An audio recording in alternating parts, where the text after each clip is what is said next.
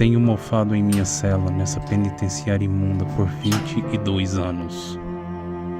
Hoje, escrevo essa carta porque sinto que a vida em meu corpo está desaparecendo.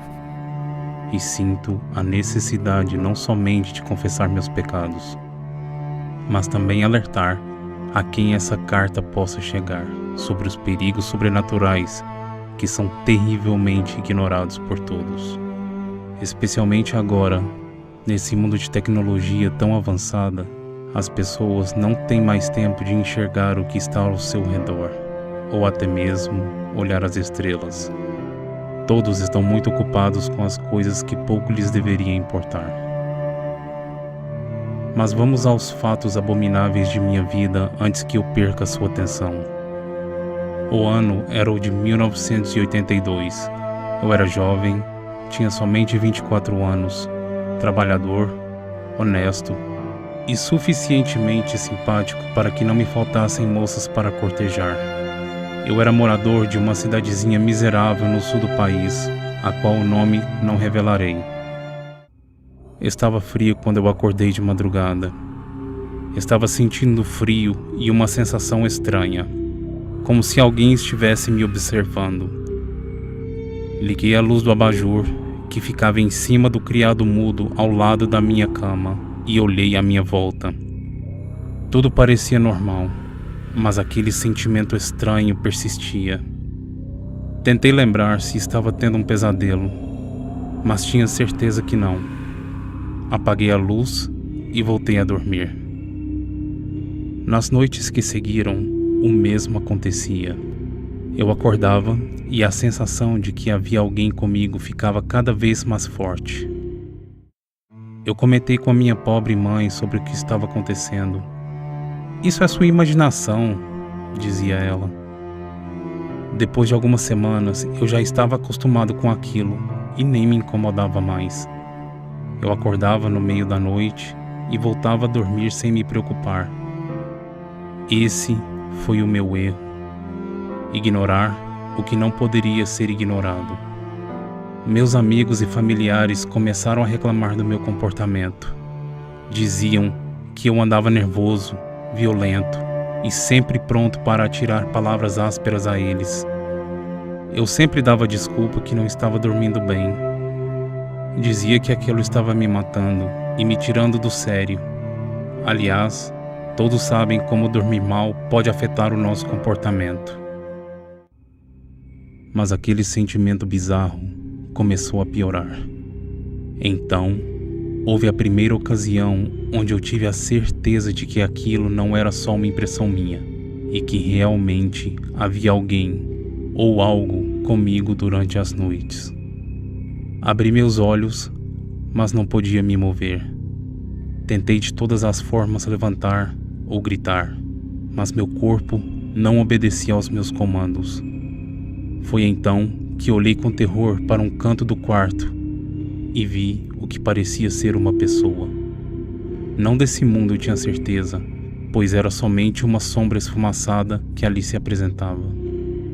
A coisa, como tenho chamado essa entidade desde então, começou a mover-se em minha direção.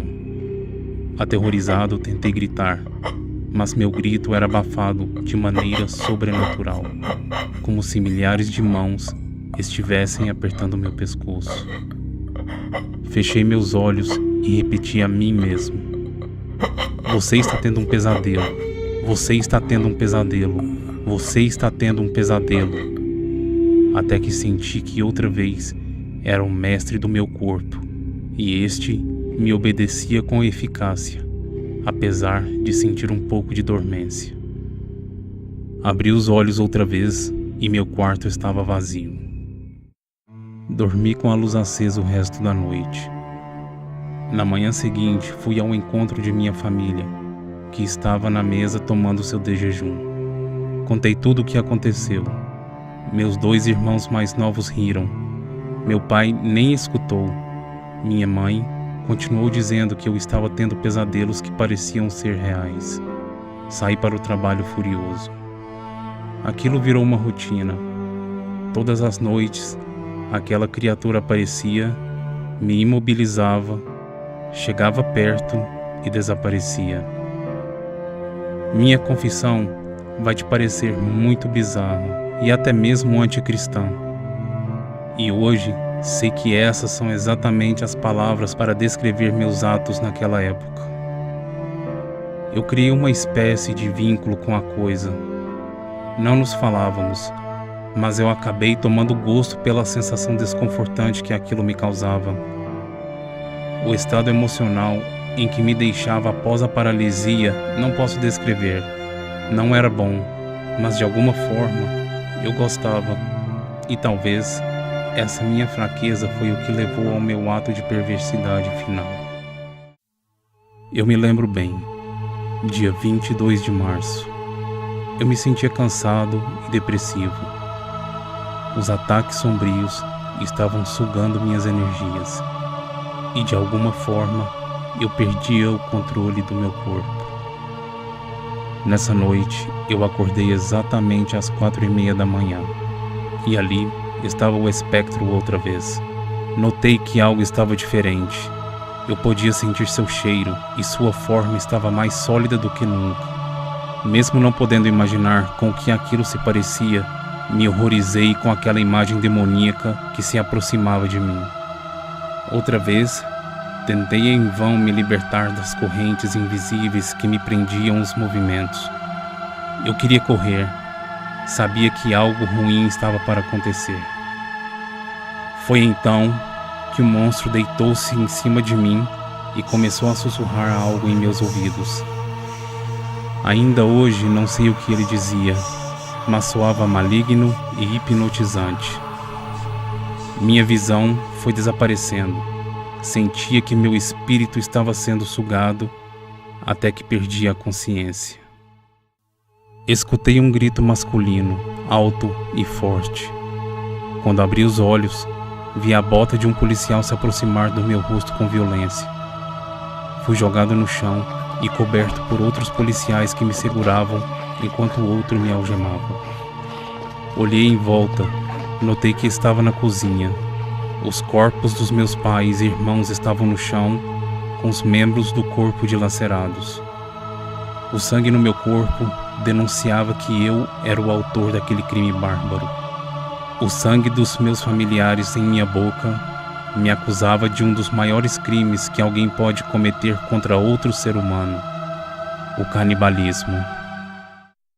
Desde então, fui atirado nessa cela nojenta e cheia de bichos, convivendo com o mais baixo tipo de ser humano existente no mundo. Não me matei ainda por covardia. Porém, creio que não será necessário, pois tenho uma doença que avança a cada dia e meu fim está próximo. Este foi meu alerta para as pessoas que lerem essa carta. Estejam sempre vigilantes e não deixem se levar pela falta de cuidado. Hoje, conheço outras histórias similares à minha, e sei que essas entidades, demônio, diabo ou espírito maligno, seja qual for a sua denominação correta, nos utiliza como veículos para matar a sua sede insaciável de sangue.